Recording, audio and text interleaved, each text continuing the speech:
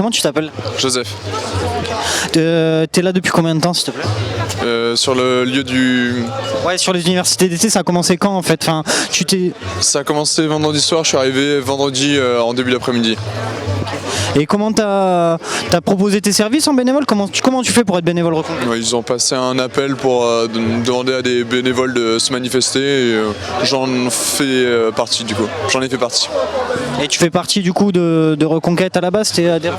Tout à fait, je suis adhérent. C'est dans ce cadre qu'on m'a proposé de participer à l'université d'été. Je me suis inscrit et voilà. Et sur place, on m'a demandé de l'aide. Du coup, j'ai accepté. Et pourquoi tu voulais faire bénévole du coup? Tu voulais pas profiter forcément de l'UDT? C'est quoi l'intérêt d'être bénévole du coup sur une université d'été? Ouais, bien sûr. Être bénévole, c'est vouloir que l'événement se passe le mieux possible pour la majorité. Et donc voilà, on accepte de prendre un petit peu de notre temps pour participer à l'organisation et faire en sorte que les autres passent un moment le plus simple, le plus agréable possible. Et du coup, là on est à l'avant-dernier soir, juste avant le meeting des universités d'été. Est-ce que tu peux nous faire un petit bilan des universités d'été rapidement sur ce que tu as vu? Tout à fait. Alors on a eu surtout des conférences et globalement que j'ai trouvé très intéressantes et surtout motivantes pour la suite de nos actions militantes. Voilà. Il y a Damien Rieu en particulier qui nous a incité à réfléchir sur de nouveaux modes d'action militante imaginables, voilà, et qui ont déjà été mis en place. Voilà, c'était intéressant, ça nous incite à toujours être plus percutant.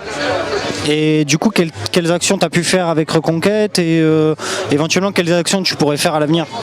Alors j'ai surtout fait des actions très classiques, collage, tractage, marché, boitage et voilà les actions en particulier que proposait Damien Rieu étaient un peu plus techniques, du style les procès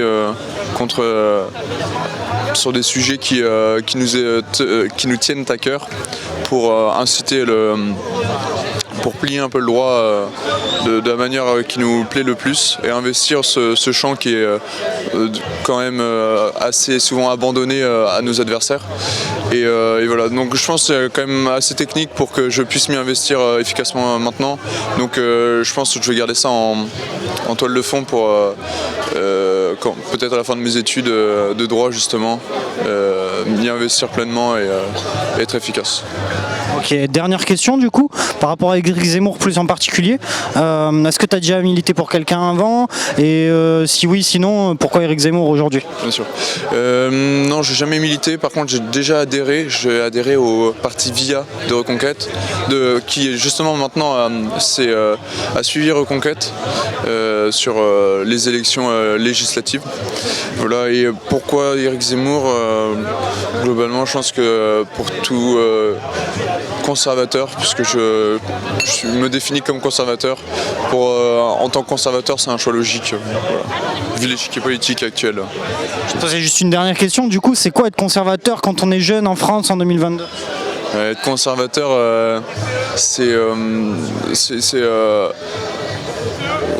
remarquer dans le passé de la France ce qui est beau et voilà, de cette beauté en tirer une force, celle de vouloir garder et faire perpétuer les traditions. Voilà.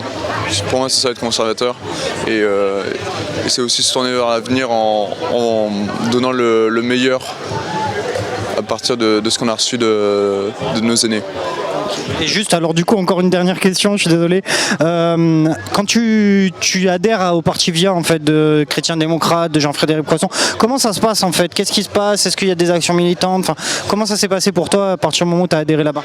Alors en fait, concrètement, j'étais inscrit sur une liste probablement et je recevais des mails régulièrement, mais j'ai pas été contacté par le responsable départemental et j'ai reçu son adresse mail, mais je l'avais pas contacté parce que j'étais pas particulièrement motivé, il n'y avait pas d'échéance, etc. Donc j'ai un peu laissé traîner et donc au final je n'ai pas eu le temps de faire d'action militante pour VIA.